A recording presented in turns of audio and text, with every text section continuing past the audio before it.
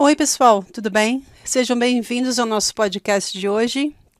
E eu me chamo Isis Ávila, agradeço por ter você aqui com a gente. E nesse podcast, eu vou falar rapidamente algumas coisas sobre a Conferência Geral e depois algumas coisas a respeito da segunda vinda. Pode ser? Combinado, então? Fica com a gente até o final e aí você vai saber alguns detalhes. Então, rapidinho sobre a Conferência Geral. Eu acredito que está todo mundo ainda absorvendo, né, tudo que foi dito, então eu não quero expressar a minha opinião para não influenciar ninguém, porque eu acho que quem a gente tem que ouvir, se basear, é no que foi dito pelos líderes na conferência, né? Então, eu acredito que a gente tem ainda mais alguns dias aí, talvez até o fim da semana a gente já vai receber a versão onde é transcrito todos os discursos, aí pode ler, pode assistir o vídeo de novo, pode comparar com as impressões que sentiu durante o final de semana de conferência, né? Então, acho que é uma opção pessoal de cada um. E aí, ao longo desse mês, dos próximos meses, a gente vai comentando mais a respeito de alguns assuntos específicos que foram falados na conferência. Durante essa semana, eu quero focar mais no que foi falado, né? De a gente se concentrar, de ser uma semana especial e de ter uma celebração especial durante a Páscoa. Eu acho que esse é um ponto importante e eu concordo muito com que vários líderes, né? Eles falaram durante as mensagens deles na conferência de que a gente precisa entender mesmo qual é o propósito da expiação. Por que aconteceu, né? Porque se a gente for olhar só para o Natal, Jesus Cristo ele teria sido apenas um bebezinho fofo que nasceu em Israel. Teria apenas sido outro bebê. Mas, como aconteceu a expiação, então a missão dele estava completa. E aí, então, todos os detalhes do plano de salvação, referentes pelo menos ao que Jesus Cristo, né, tinha que se fazer, ele fez. Tanto que, então, no terceiro dia ele ressuscitou. E por causa disso, a gente sabe, todos nós iremos ressuscitar. Todos nós iremos... existe vida após essa vida. Para nós isso não é uma pergunta. A gente sabe que existe vida. E, aliás, essa vida aqui é um ponto, uma vírgula, durante toda a nossa eternidade. Mas é esse ponto, essa vírgula aqui que vai determinar muitas coisas que venham depois. E por isso que a gente precisa ser, como o Elder Bednar fala, a gente tem que ser um bom menino e uma boa menina aqui nessa vida, para que a gente possa receber as bênçãos e a gente possa, então, ter o direito, de acordo com as leis eternas, de não somente voltar à presença do nosso Pai Celestial, porque se a meta fosse apenas voltar, por que a gente teve que sair da presença deles em primeiro lugar, né? Então quer dizer que a gente não era exatamente igual a eles. A gente só tinha um corpo espiritual, né? A gente ainda não tinha um corpo físico, a gente ainda não tinha sido provado. A gente não tinha feito certos convênios. Então a gente precisou vir para essa terra, que é chamada também de segundo ato, né? O primeiro ato foi lá, tudo que aconteceu até antes na existência pré-mortal. O segundo ato é aqui, a mortalidade, o mundo dos espíritos e o milênio. E aí então o terceiro ato é o que vai acontecer depois do julgamento final, aí onde cada um vai habitar um reino de glória ao qual se preparou e ao qual desejou habitar, né? Porque a gente sabe que o Pai Celestial não vai forçar ninguém a ir para um lugar onde não queira. No final da história é a gente que decidiu aonde a gente queria viver e aonde a gente queria estar, as leis que a gente queria obedecer, né? Tanto que na igreja a gente aprende as leis para o reino celestial. Às vezes as pessoas perguntam, né? Por que tem que ser assim? Bom, porque a gente está aprendendo as leis de um reino celestial. Os outros reinos não nos interessam, eu não sei vocês, mas para mim pelo menos não. A minha meta é ser exaltada e estar lá co-herdeira com Jesus Cristo e ter minha família eterna. Essa é a minha meta. Então, para mim, o que me interessa é aprender tudo que se relaciona ao reino celestial, especialmente fazer todos os convênios e todas as leis que vão me preparar para viver lá. né? Então vai ser um convite que cada um de nós, cedo ou tarde, vai receber.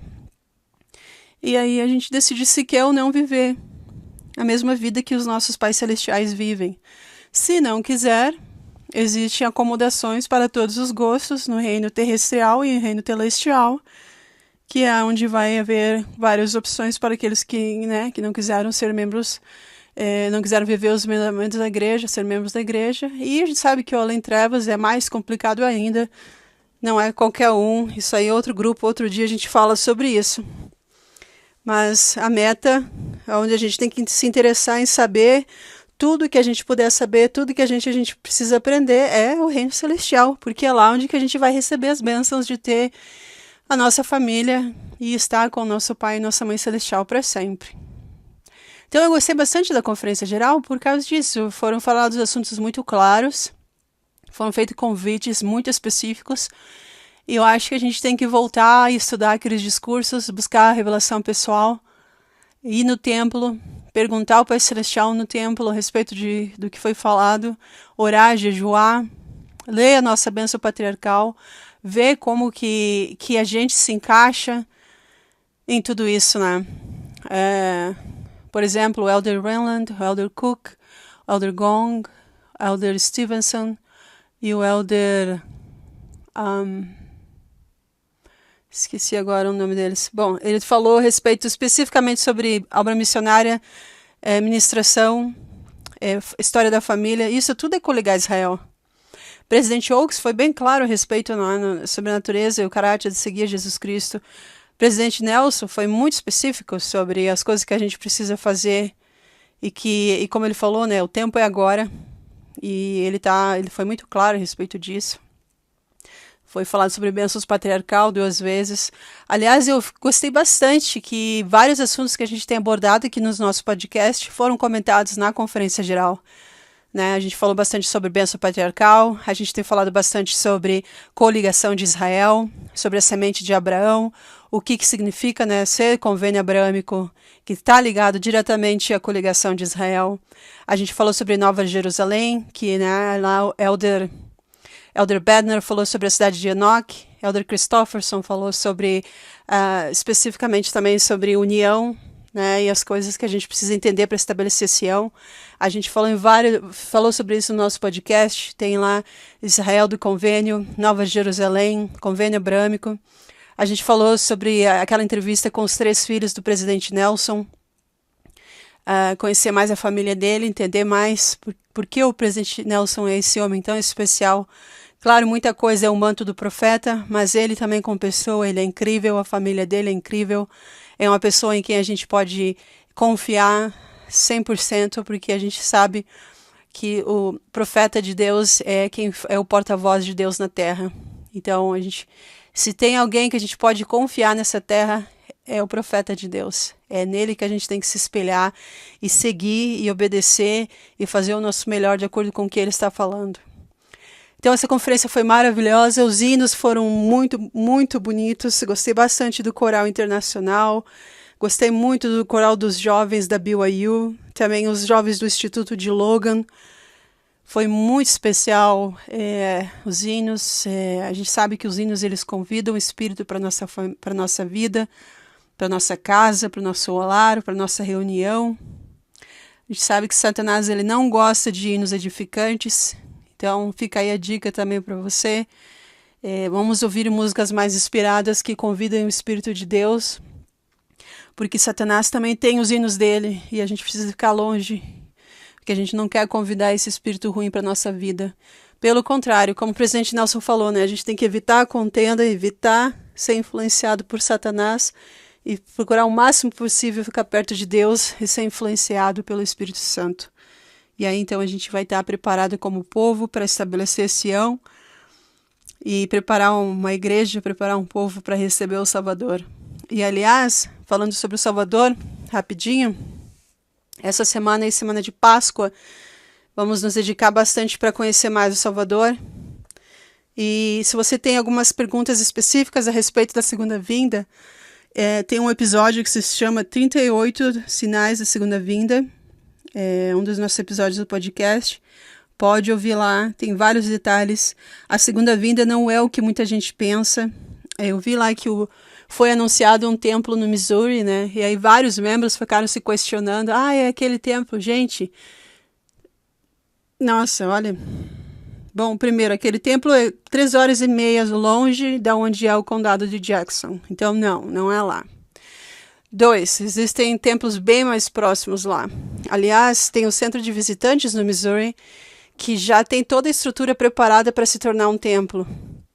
Ele serve agora como centro de visitantes, mas vai ser transformado em templo. Aliás, no condado de Jackson vai ter um templo especial onde o Salvador vai vir lá e colocar a pedra de esquina, como a gente chama. Aliás, a pedra de esquina não, aquela pedra quando é feita a dedicação. E vai ser um complexo de 24 templos. Joseph ele ensinou que vai ter um complexo de 24 templos na Nova Jerusalém, que vai ser ali no condado de Jackson. E vai ter um complexo de 24 templos em Jerusalém, Israel, que é a segunda Jerusalém, né? São 2 Jerusaléns que vão existir no milênio. De uma sairá a lei e da outra sairá a justiça. Então, são dois lugares muito importantes. E são 2 complexos de templos. Tem que entender bem como as coisas vão acontecer. Ouçam os outros podcasts para vocês saberem o que precisa ainda acontecer na igreja, o que precisa ainda acontecer no mundo e o que a gente precisa estar fazendo aí além do que foi falado nessa conferência geral, tá bom? Mas agora, falando rapidinho, eu quero ler só uma parte de algo que o presidente Hinckley ele falou a respeito de que a gente não precisa temer a segunda vinda. E depois eu quero falar rapidinho um outro discurso também, onde fala um pouquinho do Salvador, para ajudar então a completar aí um pouco sobre o estudo pessoal que nós todos estamos fazendo aí nessa semana de Páscoa, tá bom? Então, é um discurso um pouco antigo do presidente, que o presidente Hinckley, ele ainda era do quórum dos 12 apóstolos, foi no ano de 79, ele foi discursar na BYU, e aí ele falou a respeito disso, da segunda vinda. Eu vou ler só um trechinho para vocês aqui do que ele falou, tá bom? Então ele começou assim, esse trecho. Ele disse assim: 2 ou 3 semanas atrás, um homem me entregou 1 ou 2 páginas datilografadas e perguntou: Você disse as coisas que este jornal relatou? E, gente, já existia fake news desde aquela época. E aí o presidente Hinckley disse assim: Eu estava com pressa. Rapidamente li a declaração que estava no papel e respondi: Claro que não, eu sei melhor do que isso. E confesso que não prestei mais atenção até que mais perguntas começaram a chegar pelo correio de Provo, Rexburg e outros lugares. Então eu sabia que era melhor fazer um esforço para parar essa fabricação de notícias falsas por causa de seu sensacionalismo, que evidentemente está sendo copiada e tem ampla circulação por aí. Nessa fake news, eles alegam que participei recentemente de uma conferência missionária na África do Sul e que, em um período de perguntas e respostas, fui questionado sobre a segunda vinda do Salvador. E dizem eles que eu disse que o Salvador viria na manhã de sábado e que viria em seu aniversário. A partir dessas supostas premissas, o criador deste documento consultou um calendário de 100 anos e concluiu com certeza de que o Salvador viria no dia 6 de abril de 1986. Bom, o fato é que eu estava na África do Sul com o presidente Kimball para uma conferência diária no outono passado. O fato adicional é que foi realizada uma reunião com missionários naquela área na qual o presidente da missão, Elder Neil A. Maxwell, o presidente Kimball e eu conversamos, mas não houve período de perguntas e respostas, nem houve qualquer discussão sobre a segunda vinda do Salvador. As palestras proferidas foram gravadas e tenho a transcrição delas. Posso provar. Lembro-me de ter ouvido o presidente Herbert J. Grant dizer há muitos anos que a falsidade poderia marchar pelo mundo enquanto a verdade calçava suas botas. Imagina se ele soubesse que está vendo o dia de hoje, né, gente? Mas ele continuou: Estou começando a entender isso. Presumo que ninguém na igreja pensaria que um membro do Conselho dos 12 faria declarações como essas atribuídas a mim. Além disso, se qualquer ideia desse tipo tivesse surgido em minha mente, ela teria sido contestada com o presidente da igreja, que estava sentado logo atrás de mim, não acham? O fato é que a coisa toda é uma invenção. Por que alguém se entregaria a esse tipo de especulação? Não consigo entender. Como Paulo aconselhou a Timóteo, evite as perguntas tolas e sem conhecimento, sabendo que elas provocam contendas de gênero. Segundo Timóteo 2:23. Claro que não sei quando o Salvador virá. O próprio Salvador disse, no capítulo 24 de Mateus, abre aspas, aquele dia e hora ninguém sabe, não, nem os anjos do céu, mas somente meu Pai. Mas, como foi nos dias de Noé, assim também será a vinda do Filho do Homem. Vigiai, pois, porque não sabeis a hora que vem o Senhor. Mas saibam isto, se o dono da casa soubesse em que vigília o ladrão viria, ele teria vigiado e não teria permitido que sua casa fosse arrombada. Portanto, estai vós também preparados, porque a hora em que não pensais, virá o Filho do Homem. Então, se alguém me perguntasse o dia e a hora da segunda vinda, eu só queria poder responder que não sei. Mas, embora nem eu nem nenhum outro homem saibamos quando ele virá, há algumas coisas que eu sei, e esse conhecimento vem das Escrituras, e o testemunho de sua veracidade vem pelo poder do Espírito Santo. Embora eu não saiba a hora, estou ansioso pela vinda do Senhor. Recentemente, tendo uma noite livre, assisti na televisão a uma série de noticiários. Cada um lidou com conflito, tristeza e opressão no mundo. Houve uma guerra entre o Vietnã e a China e uma guerra no Iêmen. Havia uma tensão terrível no Irã. Esses descendentes de Abraão, os israelenses e os árabes, eles trocavam epítetos sobre o tratado de paz que deveria ser assinado. Houve acusações de corrupção em nossa própria terra.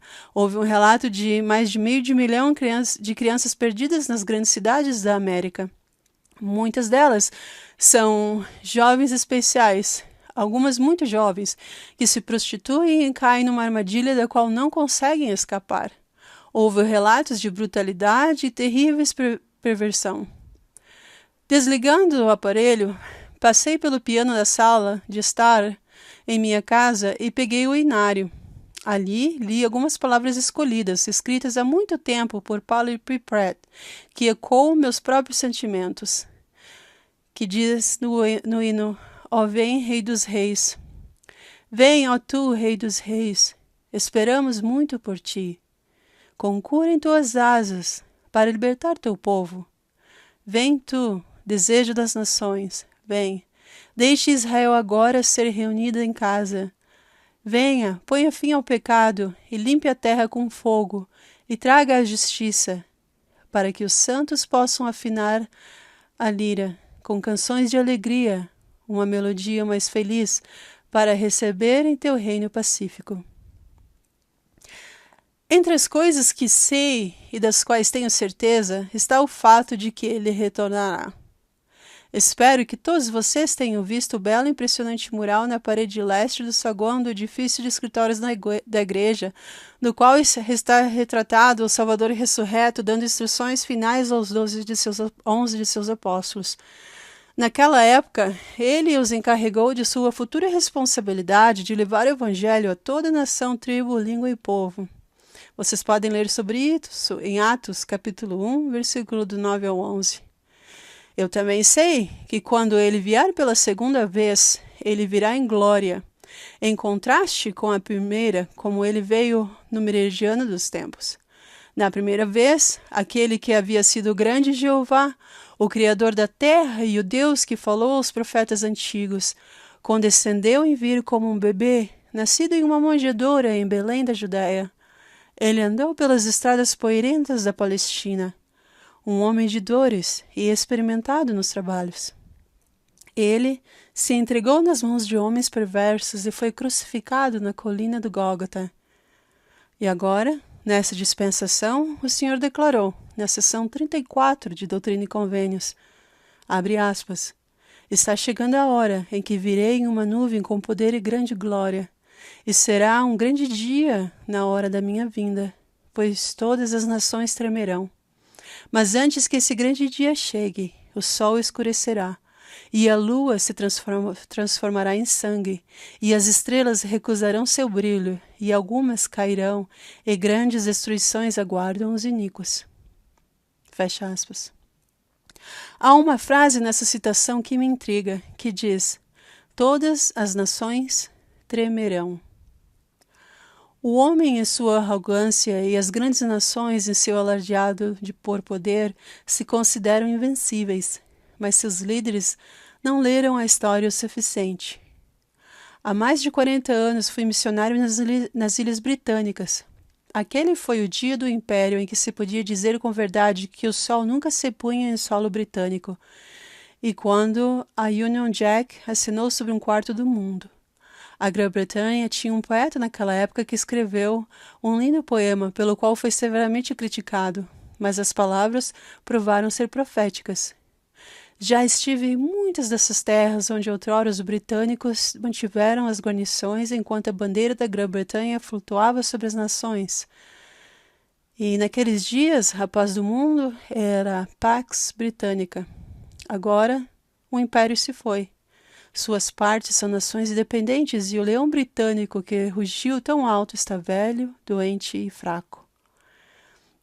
É fácil para mim acreditar que as nações tremerão quando o Filho de Deus voltar para reivindicar seu reino, pois quando esse dia chegar, conforme diz em Mateus capítulo 25, o Filho do Homem virá em sua glória e todos os santos anjos com ele. Então se assentará no trono da glória, e todas as nações serão reunidas diante dele, e ele separará uns dos outros, como o pastor separa as ovelhas dos cabritos. Haverá um julgamento não apenas das nações, mas também do povo. Leiam o que o Senhor disse na seção 64 de Doutrina e Convênios. Agora é chamado hoje até a vida do Filho do Homem, e em verdade é um dia de sacrifício e um dia para o dízimo de meu povo, porque aquele que paga o dízimo não será queimado em sua vinda. Pois depois de hoje vem a queima, quando todos os soberbos e os que cometem impiedade serão como um restolho. E eu os queimarei, porque eu sou o Senhor dos Exércitos, e não pouparei nenhum que restar na Babilônia.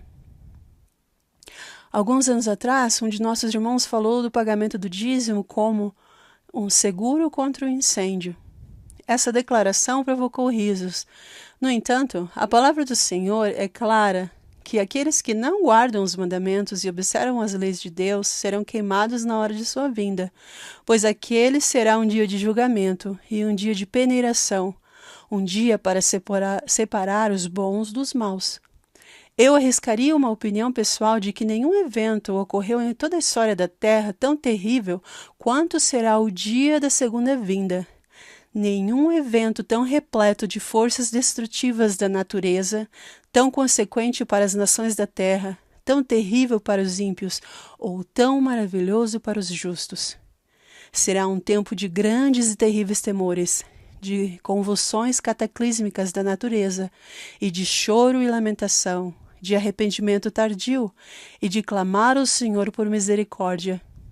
Mas, para aqueles que nesse julgamento forem achados aceitáveis, será um dia de ação de graças, porque o Senhor virá com seus anjos, e os apóstolos que estavam com ele em Jerusalém, e os que foram ressuscitados. Além disso, os túmulos dos justos serão abertos e eles sairão. Então começará o grande milênio, um período de 1000 anos em que Satanás será preso e o Senhor reinará sobre o seu povo. Você pode imaginar a maravilha e a beleza daquela época em que o adversário não terá influência? Pense na influência dele sobre você agora e reflita sobre a paz daquele tempo em que você estará livre de tal influência.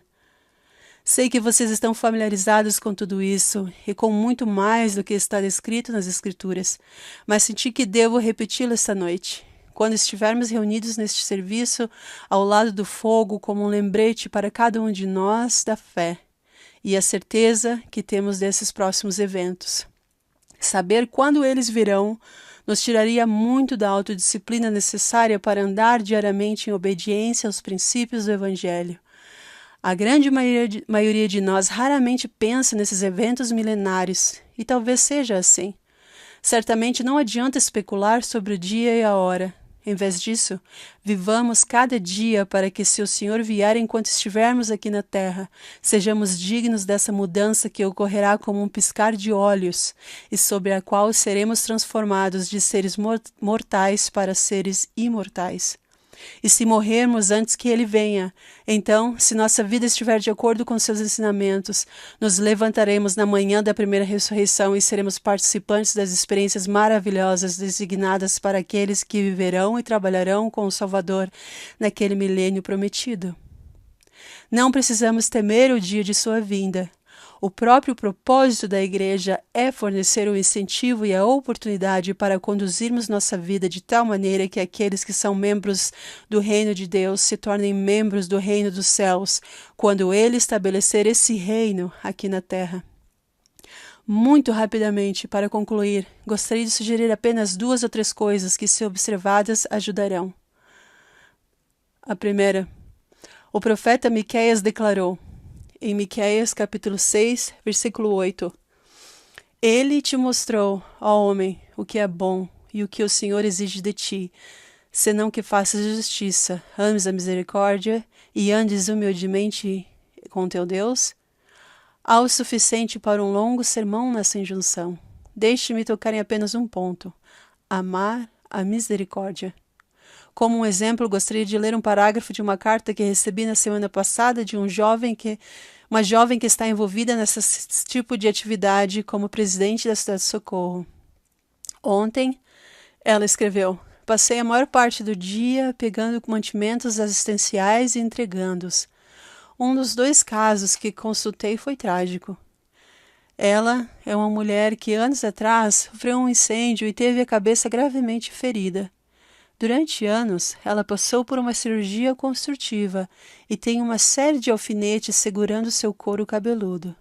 Ela é divorciada e, para sustentar a si mesma e a sua filha de 4 anos, trabalha em tudo e qualquer coisa que encontra, fazendo um trabalho aqui e outro ali, até passar por uma cirurgia e poder voltar à escola para concluir sua formação como nutricionista.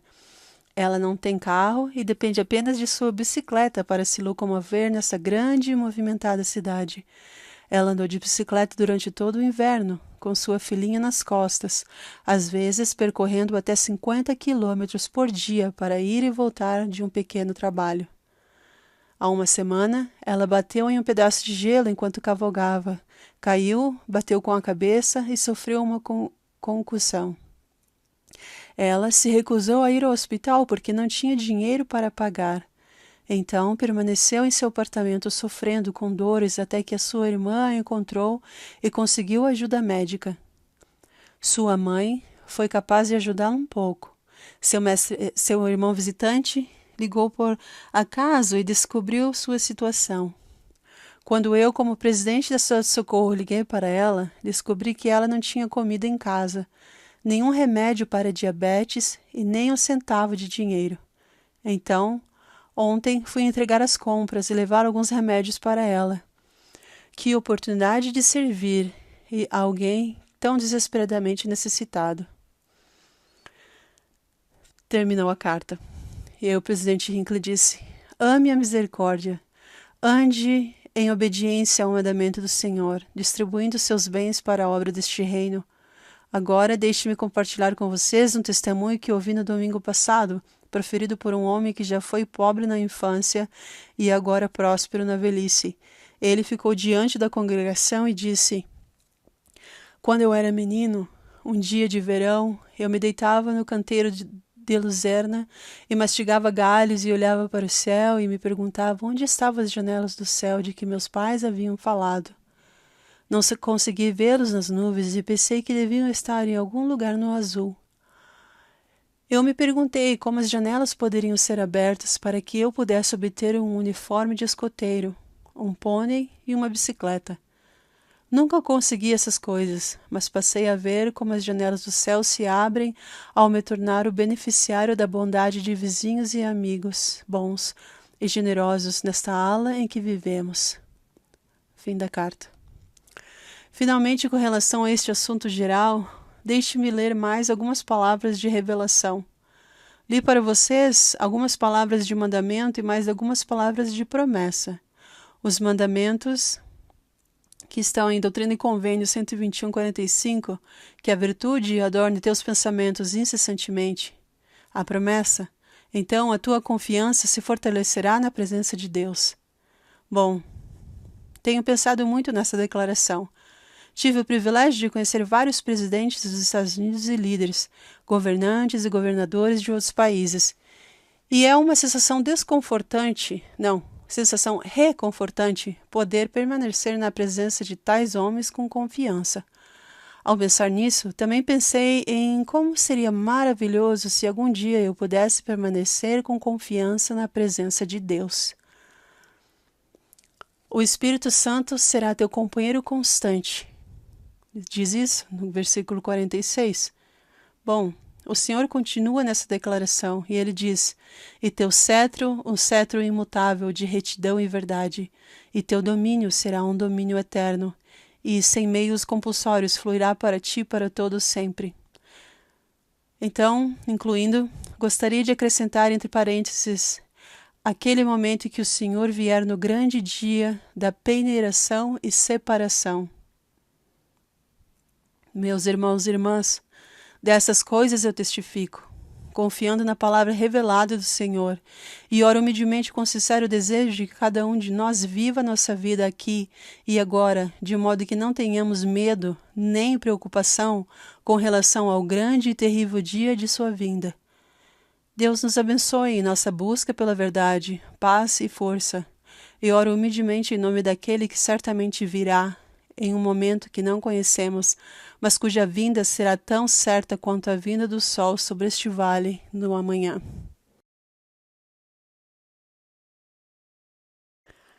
Que legal essa mensagem do presidente Hinckley, né? Eu acho que é muito oportuna para os dias que a gente está vivendo. A gente viu na conferência geral, com certeza a gente sabe que a segunda vinda não está tão longe assim, mas também a gente sabe. Aliás, eu lembro quando eu estava no seminário, na Organização das Moças, quando a gente falava sobre a segunda vinda, parecia que seria algo tão distante, né? Às vezes até eu pensava assim que nem seria nos meus dias.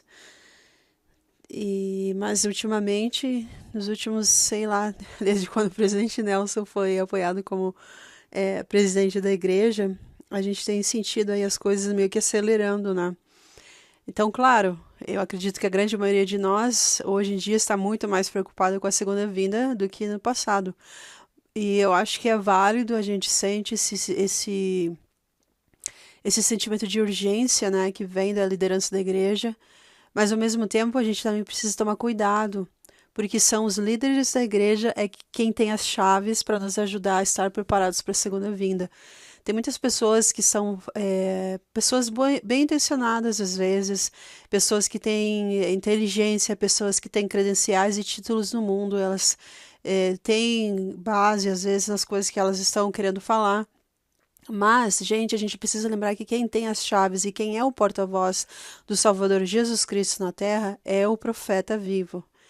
Então, se o Salvador for preparar e fazer qualquer coisa e dar qualquer instrução, para quem ele vai dar, vai ser para o profeta vivo, presidente da Igreja de Jesus Cristo dos Santos dos Últimos Dias, para ninguém mais. Tomem cuidado com as pessoas que vocês estão ouvindo, tomem cuidado com o material que vocês estão consumindo.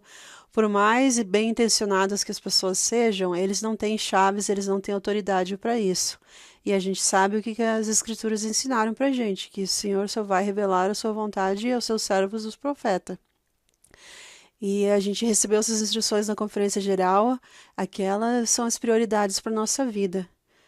Aqui e ali, de vez em quando, ler o que estão falando e tal, é interessante, até para a gente acompanhar um pouco do que está acontecendo no mundo, mas não levem tudo ao pé da letra ou levar mais a sério, porque qualquer instrução real e necessária para a segunda vinda virá para nós através do profeta vivo.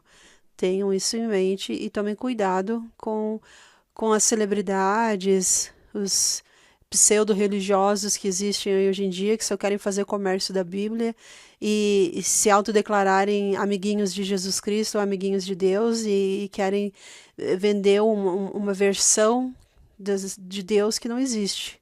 Muito cuidado com esses influenciadores, com essas celebridades, com essas pessoas que acham que porque estudaram um curso aqui e ali, elas podem falar em nome de Deus, e não é assim, tá bom? Bom, agora vamos então para a terceira e final mensagem, e especial, como eu falei no início, aí a nossa semana de Páscoa, em preparação para o nosso domingo de Páscoa, comemorar a expiação e a ressurreição do Salvador Jesus Cristo. Eu trouxe aqui para vocês também um discurso, já que a gente não teve a oportunidade de ouvir o Elder Holland falar na conferência geral. Eu trouxe aqui um discurso que ele falou sobre a expiação, que se chama Um Santo pela Expiação de Cristo, o Senhor. E é um discurso que ele compartilhou também na BYU no ano passado, um devocional especial no início do ano. E ele falou algumas coisas, a sequência do que ele já tinha falado em uma conferência geral.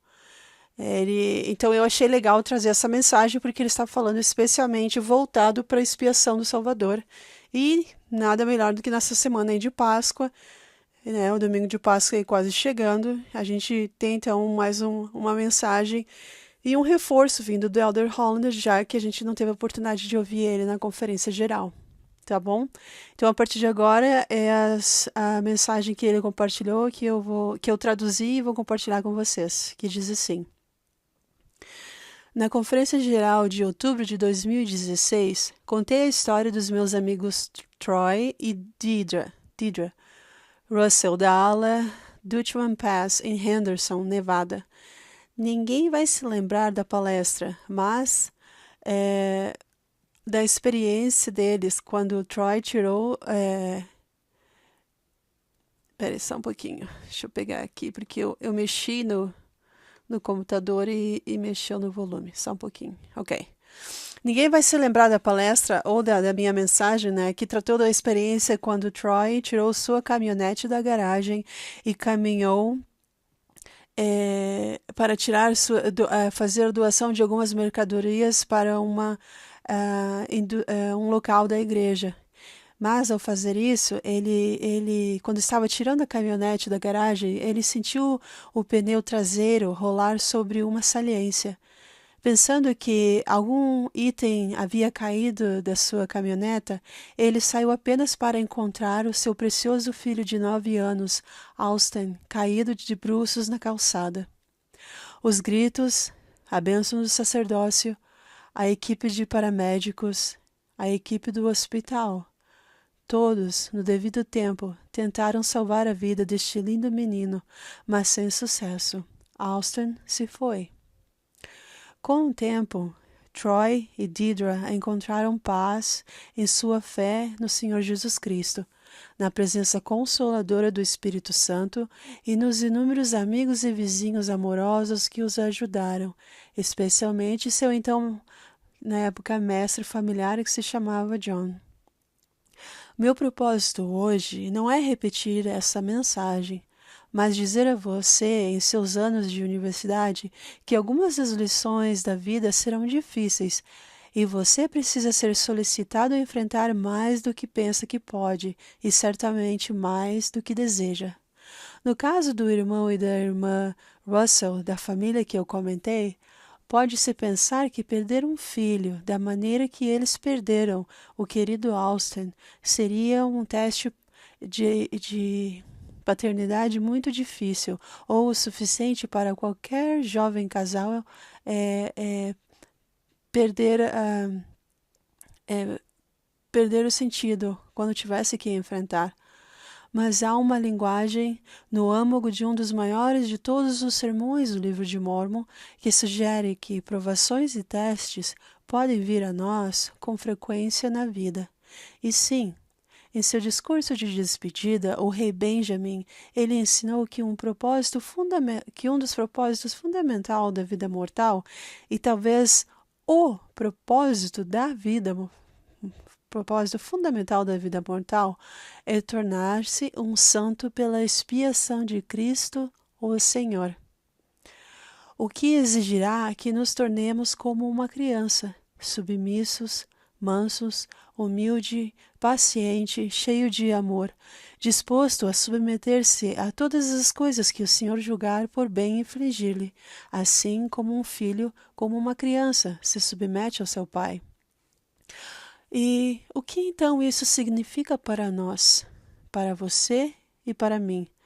Isso significa que luta e conflito, desgosto e perda não são experiências que acontecem apenas em outro lugar para alguma outra pessoa.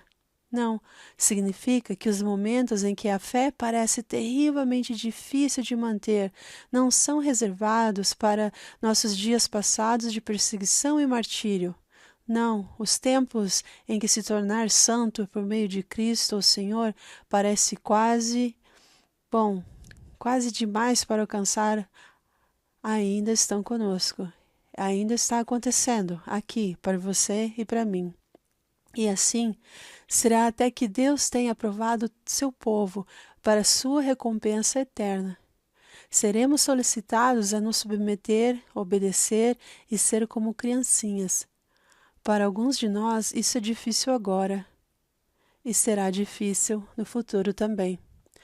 Então, o meu apelo hoje, aqui, neste lugar que amo de todo o meu coração, é que pratiquemos agora e sejamos fortes para os tempos de aflição e refinamento que certamente virão.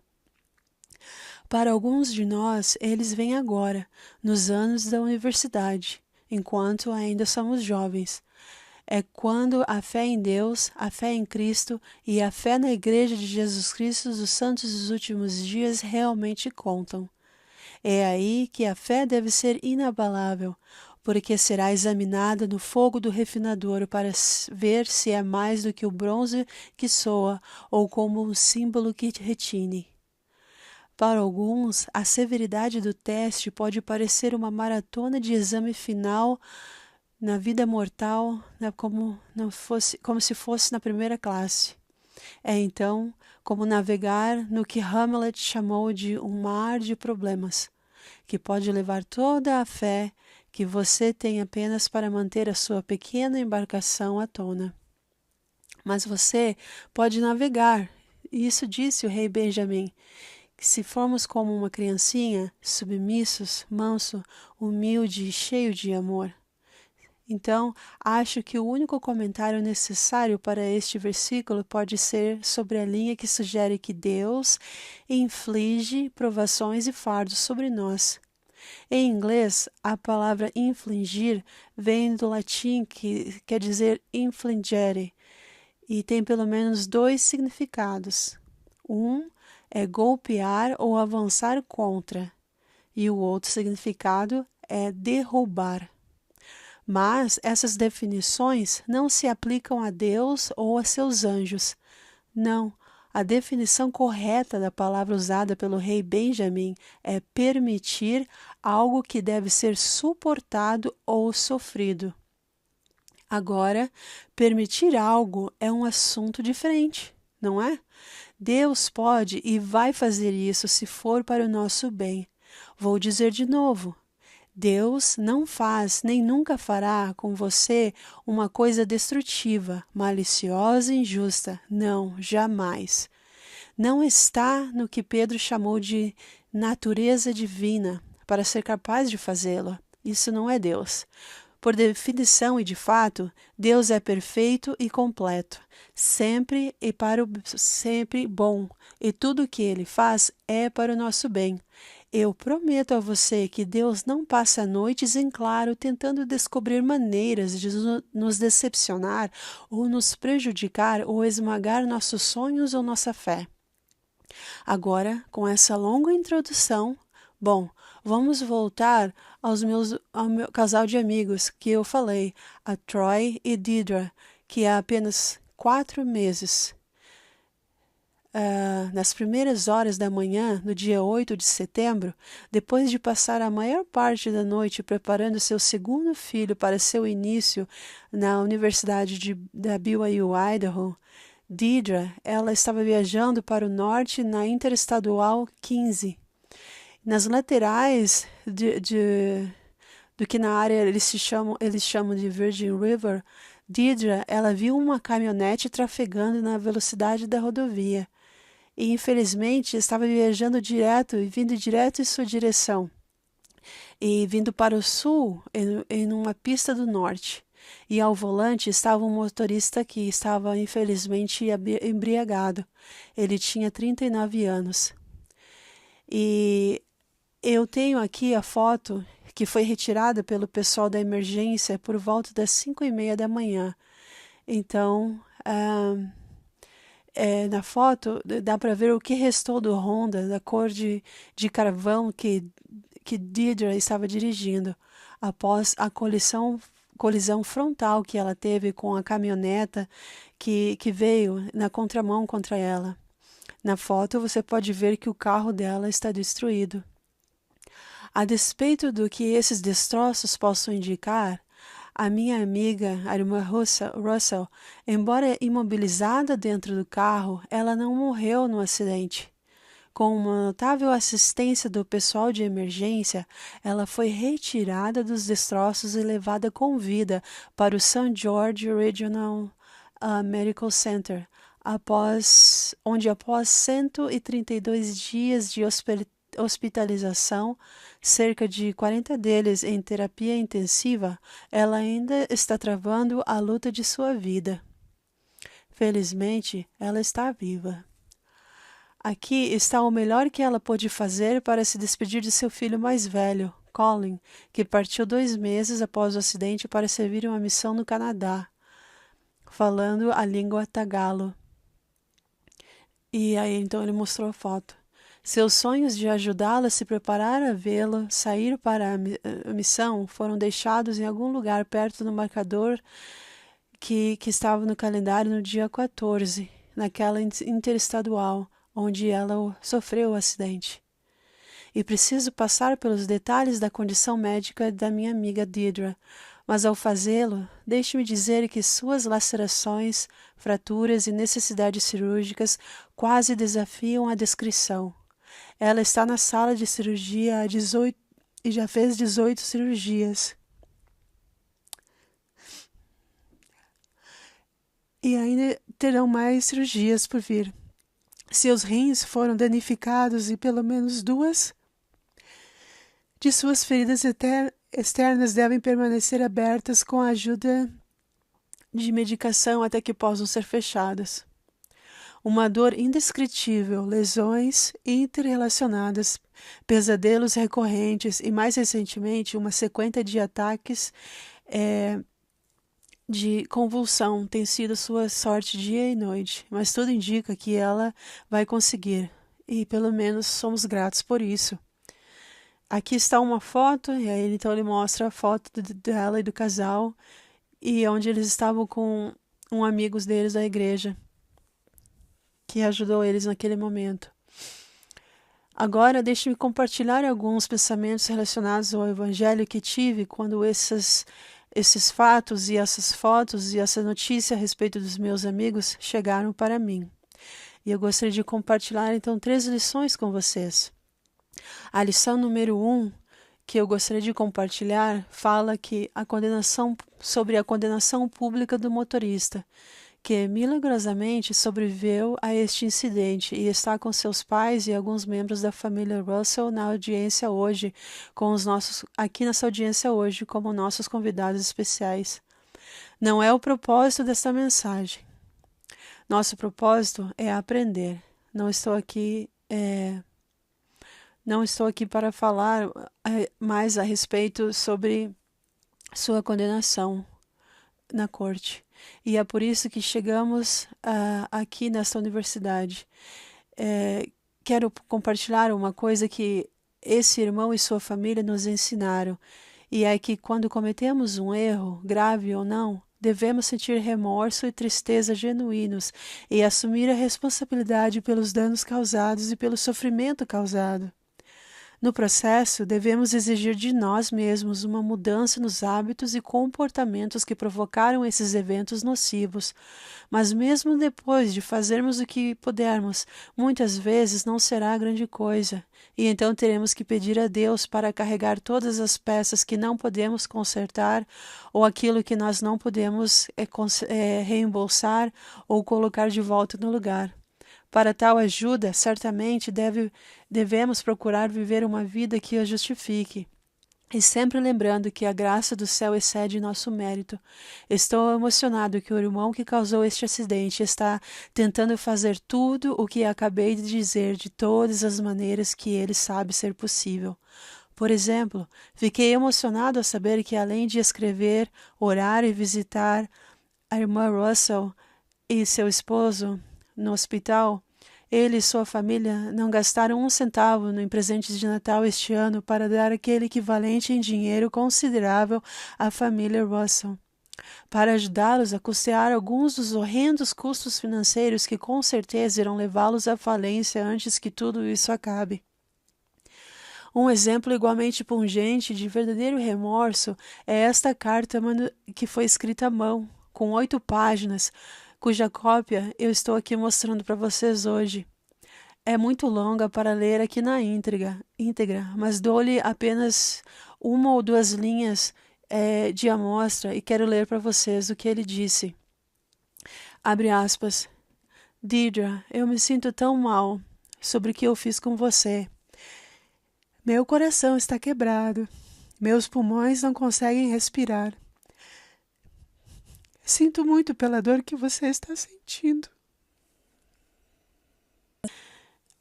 Desculpa, gente, eu me emocionei um pouco lendo isso.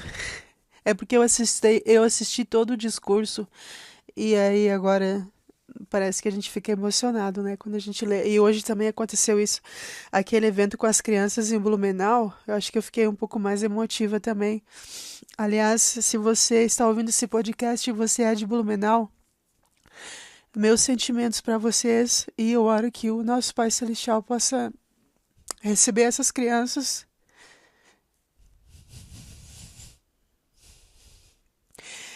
e que as coisas nesse mundo um dia possam ser tornadas certas, porque só Deus para resolver tudo isso, né, gente? Tem coisas que só o Salvador pode colocar de volta no lugar. A gente não tem poder nenhum para fazer nada, para mudar nada, para ajudar nada. Mas que bom que a gente adora um Deus que tem como resolver todas essas coisas. E é para isso que existe o milênio, gente. Tudo que é feito, tudo que está errado, tudo que foi feito errado nessa vida vai ser consertado no milênio. É o que a gente chama de a lei da compensação.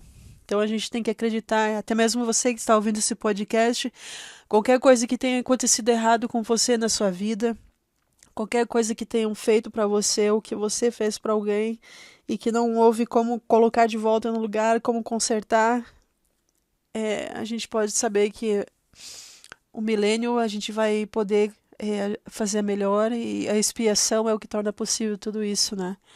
Então, que gratos que a gente tem que ser essa semana por estar celebrando.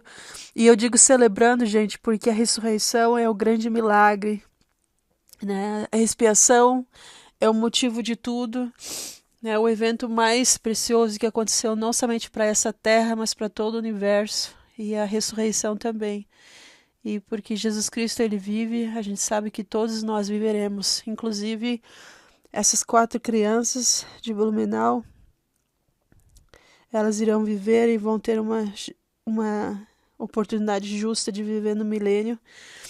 E assim como o filhinho dessa família que a gente está lendo aqui, que faleceu, né, lá no início. Tudo que foi feito, que doeu pra gente nesse mundo vai ser corrigido. E por isso que a expiação ela é importante. E por isso que a gente tem que celebrar que o nosso Salvador, ele fez a parte dele, ele cumpriu, e como ele mesmo falou, né, foi consumado. Mas vamos voltar aqui então pro podcast. Aí a carta então dele fala assim, eu me sinto tão mal sobre o que eu fiz com você, meu coração está quebrado, meus pulmões não conseguem respirar, sinto muito pela dor que você está sentindo. Irmão Russell, você é um anjo, por me perdoar. Lamento muito que vocês já tenham passado por tantas coisas em suas vidas e agora mais isso, tudo por minha causa. Mas quero que saibam que estou indo à igreja de novo. Estou lendo minhas escrituras todas as noites. E, por favor, diga às crianças que sinto muito por ter machucado a mãe delas. Eu sei que quase tirei a sua vida, mas se isso importa, você salvou a minha. Sinceramente, seu novo amigo. Fecha aspas.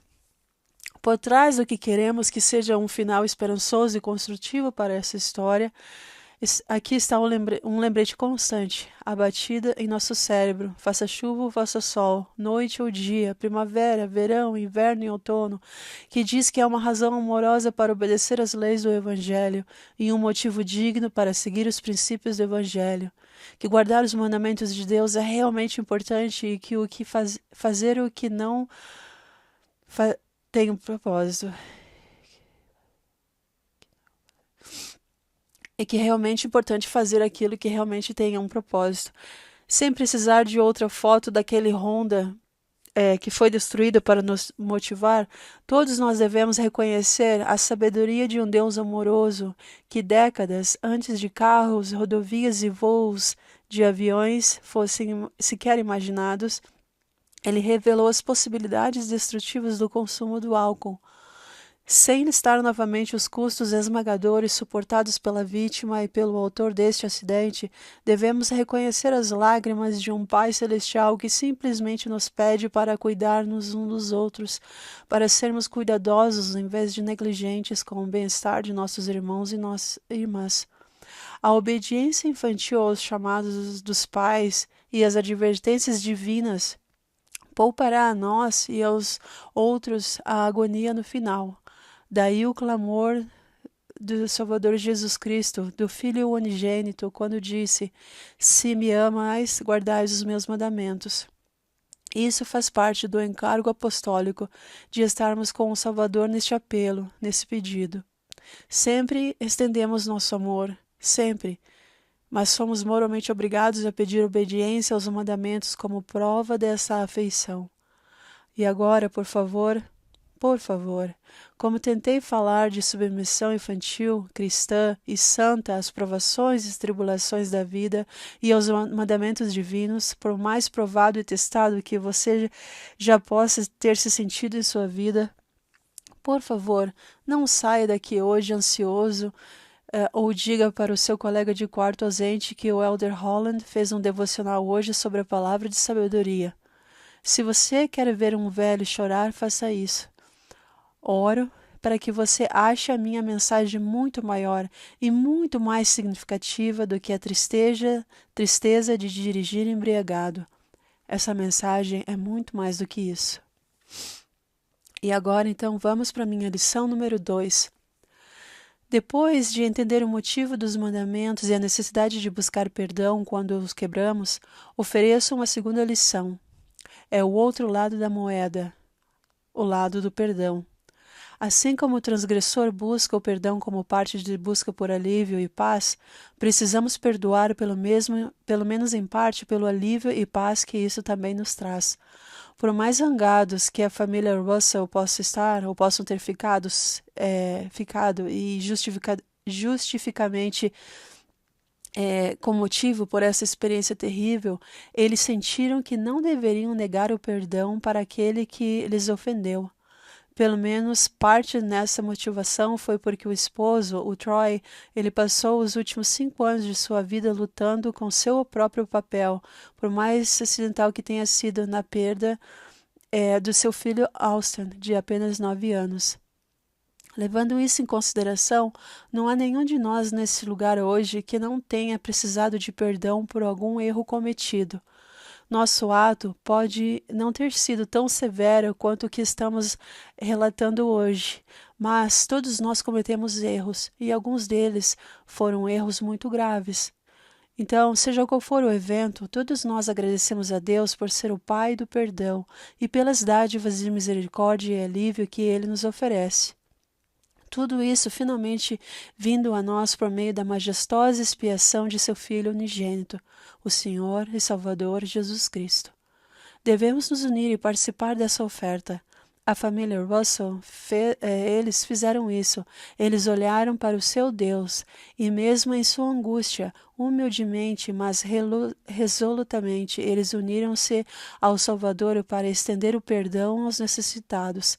Certamente eles têm sido submissos, mansos, humildes, pacientes e cheios de amor. Sem embaraçá-los, com certeza, eles estão se tornando santos pela expiação de Cristo, o Senhor. E agora, então, vamos à minha lição número 3. A minha terceira lição deste incidente, ela ensina que nunca os ouvi dizer isso, mas como todos nós, em momentos de sofrimento e dor, a família Russell às vezes pode ter gritado e ter dito: por que eu? Por que eu de novo? Ou, quando temos que enfrentar a vida, será que Deus realmente se importa comigo? Aonde está Deus em todo esse sofrimento? Se eles tivessem feito essas perguntas, estariam em boa companhia. O salmista perguntou: até quando me esquecerás, ó Senhor? E o profeta Joseph Smith também disse: ó Deus, onde estás? Até mesmo o próprio Salvador, na excruciante provação da expiação, se perguntou se ele também havia sido abandonado. Mas a resposta divina a essas almas fiéis, as perguntas formuladas na escuridão do desespero, é sempre a mesma. Aquietai-vos e sabei que eu sou Deus. Ele não nos deixou, não nos deixou abandonados, não fomos rejeitados. Suas promessas são certas. O amor santificado é uma constante. O Senhor dos exércitos está conosco. O Deus de Jacó é o nosso refúgio. Então, quando você estiver sendo martelado na bigorna da adversidade, quando sua alma estiver sendo refinada com lições severas que talvez não possam ser aprendidas de nenhuma outra maneira, não corra. Não abandone o barco. Não levante o punho contra o bispo, o presidente da sua missão, ou sua família, ou a Deus. Por favor, fique com a única ajuda e força que pode te ajudar neste momento doloroso. Quando você tropeçar na corrida da vida, não se afaste do próprio médico, que infalivelmente está lá para tratar de seus ferimentos, colocá-lo de pé e ajudá-lo a terminar o curso. Não se afaste do Salvador. Nós não sabemos por que acontecem todas as coisas que nos acontecem nesta vida, porque às vezes somos poupados de uma tragédia e às vezes não. Ou por que isso acontece com uma pessoa ou com outra. Mas é aí que a fé deve ser realmente significar alguma coisa. Ou então não será fé de forma alguma. Em circunstâncias tão severas, por mais raras que esperemos, podemos recorrer ao lembrete de que a fé é o conhecimento das coisas que não se veem. Fé e conhecimento estão relacionados, mas não são sinônimos. Em alguns assuntos você pode ter conhecimento, até conhecimento perfeito, mas em algumas coisas a fé ela terá que servir até que o conhecimento chegue.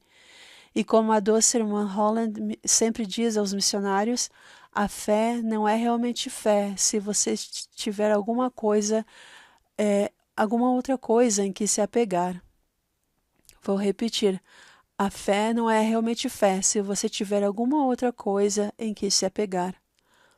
O que precisamos todos nós são daqueles que estão solidamente na igreja, bem como daqueles que lutam para se manter firmes.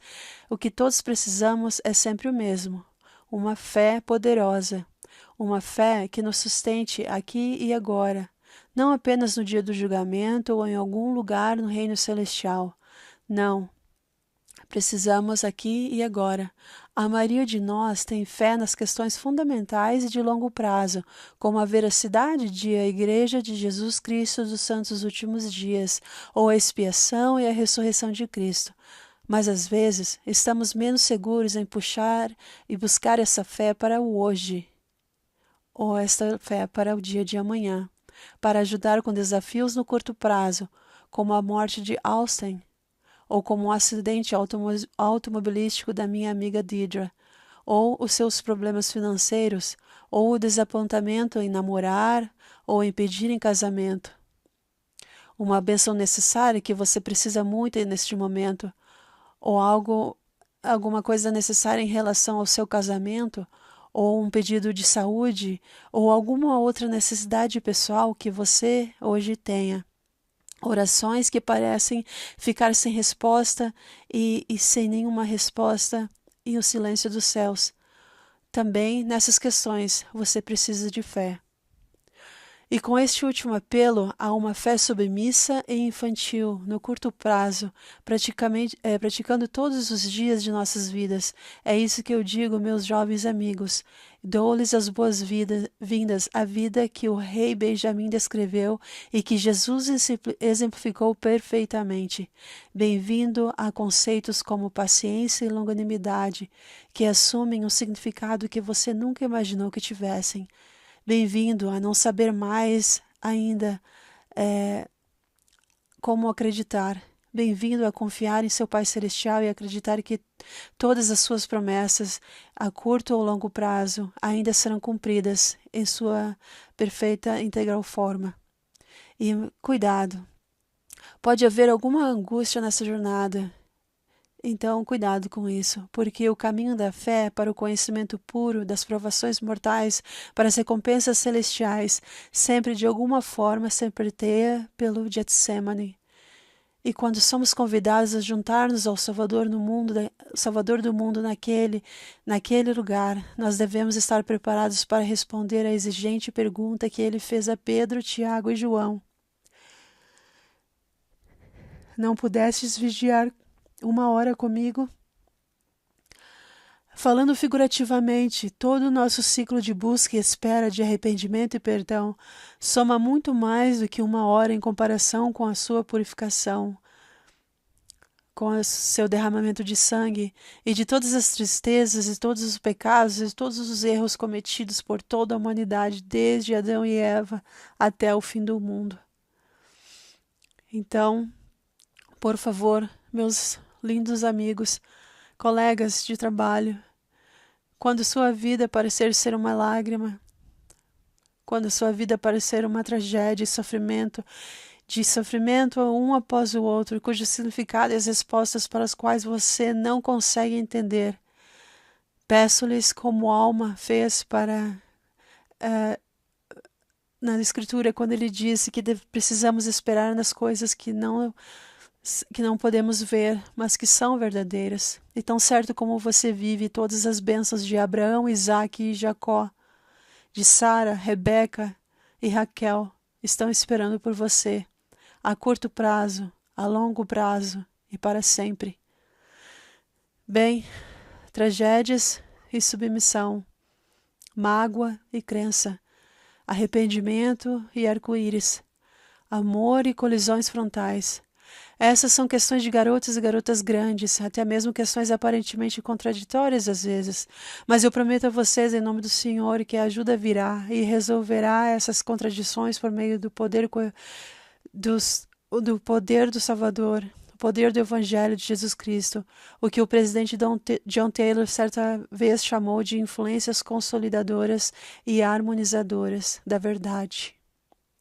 Então, aos meus amigos Troy e Deidre, que se submeteram como os jovens santos que são, aí eles observam o milagre do amor e da fé propagar-se, e também não somente a eles, mas uma fé que tem se propagado em seus círculos de amizade e se tornado cada vez mais amplos, atingindo literalmente centenas de pessoas. E cito a vocês um exemplo: grupos e mais grupos de pessoas que lavaram a roupa da família Russell, aqueles que também cozinharam e fizeram refeições e trouxeram refeições a eles todos os dias enquanto eles estavam no hospital, aqueles que levaram as crianças para a escola, aqueles que ficaram ao lado da cama de Deidre todos os dias e noites em que ela esteve no hospital, aqueles que se lembraram de telefonar e saber como ministrar e perguntar como a família estava. E lembre-se de que sua família e amigos, eles moram em Nevada. O amor e a fé ajudaram Troy a percorrer esses quilômetros e ficar com a sua esposa nesses 132 dias e noites. E foram seus colegas que se dobraram no trabalho para liberá-lo para tal atenção. Enquanto isso, 2 de seus pacientes começaram a ler o livro de Mormon. Um amigo próximo que ao longo dos anos recusou convites para 5 batismos diferentes e uma bênção de bebê, jurando nunca mais colocar os pés em uma capela da igreja, compareceu à reunião sacramental na qual Colin, o filho da família Russell, falou antes de partir para a missão. Esse amigo achava que isso era o mínimo que poderia fazer por uma mãe ausente, deitada em uma unidade de terapia intensiva a quilômetros de distância. E assim, milagres fluem até mesmo dos destroços mutilados de um Honda cinza que foi destruído em uma colisão. Tudo em resposta à submissão e mansidão infantis ao líder com o que o pai permite. Ao lidar com o que o pai permite. Esse amigo achava que isso era o mínimo que poderia fazer por uma mãe ausente, deitada em uma unidade de terapia intensiva a quilômetros de distância.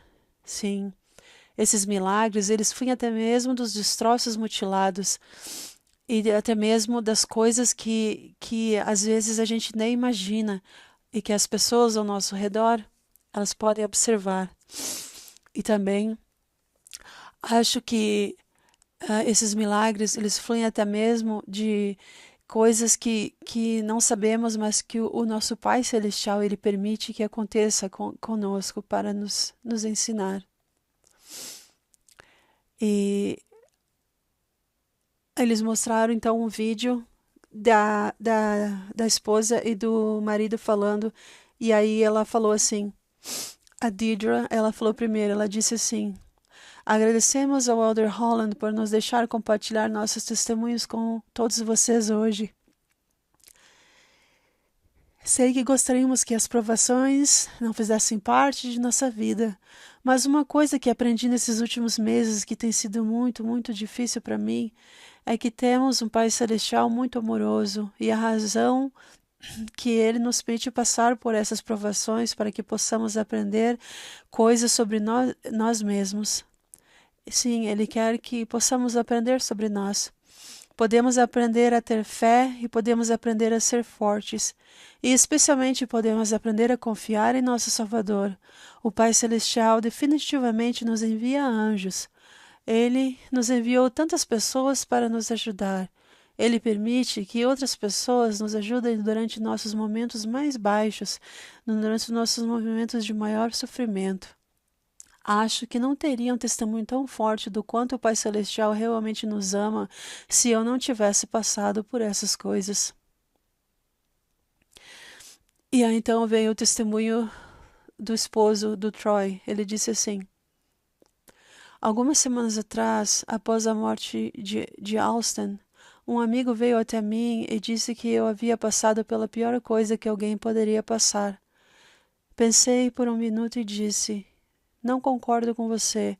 Acho que a pior coisa que qualquer um de nós poderia passar é não estar com nossa família por toda a eternidade.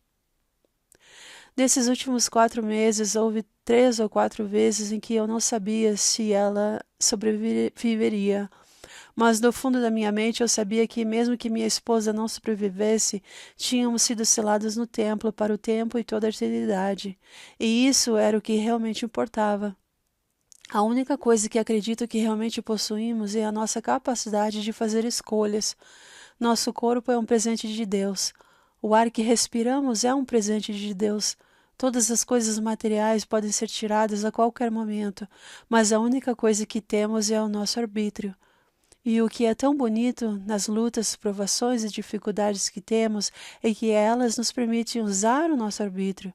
Se podemos perdoar ou não, se podemos mostrar amor ou bondade, ou se podemos ajudar as pessoas. Esperamos que todos saibam que amamos nosso Salvador.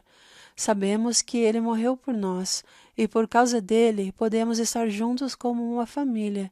Só esperamos que sempre usemos o nosso arbítrio para perdoar aqueles que nos prejudicaram. Sim, que sempre demonstremos o amor e bondade e que sempre estejamos ao lado de outras pessoas e deixamos essa experiência com vocês, em nome de Jesus Cristo. Sabemos que Ele morreu por nós e por causa dele podemos estar juntos como uma família. Só esperamos que sempre usemos nosso arbítrio para perdoar aqueles que nos prejudicaram. Que mostremos amor e bondade. E por favor, lembre disso. Em nome de Jesus Cristo. Amém. E aí então veio o Elder Holland para terminar. E ele então agradeceu ao casal por terem compartilhado o testemunho deles. E aí ele falou assim: meus queridos jovens amigos aqui hoje, também eu gostaria de deixar o meu testemunho com vocês. E eu gostaria de dizer que testifico que quando a vida lhes traz desapontamento ou tristeza, e sim, isso às vezes acontece, o Evangelho de Jesus Cristo e a igreja que o adota em sua plenitude são verdadeiros e fortes. Eles são o que o salmista chamou de um refúgio para os oprimidos, um refúgio em tempos de angústia. Então, presto testemunho de amor e fé, de arrependimento e perseverança, de longanimidade e das misericórdias e da graça de Deus. Eu particularmente presto testemunho da alegria no final de uma busca, parte da qual vem das coisas difíceis que somos chamados a fazer nesta busca. Testifico que estamos no processo de renascimento e refinamento e de nos tornarmos santos pela expiação de Cristo, o Senhor. E seremos, então, ao ter a oportunidade de crescer em nossa fé e na humildade infantil no decorrer desta experiência, como lhes falei hoje. Testifico dessas verdades e deixo uma bênção apostólica sobre cada um de vocês pela realização de todos os desejos justos de seu coração ao buscarem que o Deus do céu e da terra esteja em sua vida. De bom grado e com amor, compartilho com vocês a minha própria fé em você e com você e para você, tirando de você todo o fardo que você sente, os que você pode carregar e os que não pode, e curar cada ferida que você teme agora, que seja fatal. Faço isso com amor em nome daquele que dá o poder para fazer das coisas, que ele mesmo, sim, aquele que foi levantado na cruz, para que então pudéssemos ser levados à vida eterna. Em nome de Jesus Cristo. Amém. Uau! Bom, gente, que mensagem, né? Muito obrigado para você que ficou ouvindo esse episódio até o final. Eu espero que essas 3 experiências compartilhadas possam ajudar nessa semana de Páscoa, nessa preparação para o domingo de Páscoa, onde a gente foi convidado a ter um espírito de celebração da mesma forma como nós temos em relação ao Natal, né? O presidente Nelson, ele compartilhou muitas coisas em relação a isso, a conferência geral. Então eu espero que de alguma forma esse episódio do podcast de hoje possa ajudar a você aí que está ouvindo e que a gente possa ser gratos pela expiação e pelo grande sacrifício que Jesus Cristo fez por cada um de nós para que tornasse possível que tudo que acontece nessa vida um dia possa fazer sentido. E de saber como o Elder Holland falou, ele que desceu abaixo de todas as coisas, que foi levantado na cruz, para que nós pudéssemos ser levados à vida eterna. Que possamos ser gratos por isso e possamos ter isso em mente constantemente quando fizermos nossas escolhas. E esse episódio que eu compartilho com vocês, e um feliz Páscoa a todos, e que possamos continuar ponderando sobre o que foi falado na conferência geral. E a gente se fala então no nosso próximo episódio. Não se esqueça de se inscrever no canal se você ainda não está inscrito. Deixe um comentário embaixo na caixinha sobre o que você achou sobre essas experiências. Me compartilhe aí comigo alguma coisa que você está fazendo diferente nessa semana de Páscoa por causa da conferência. E, por favor, compartilhe esse episódio com seus amigos. e mais pessoas possam ouvir essa mensagem tão bonita do que o Elder Holland compartilhou, do que o presidente Hinckley ele falou, tá bom? E a gente se vê na próxima. Tchau, tchau.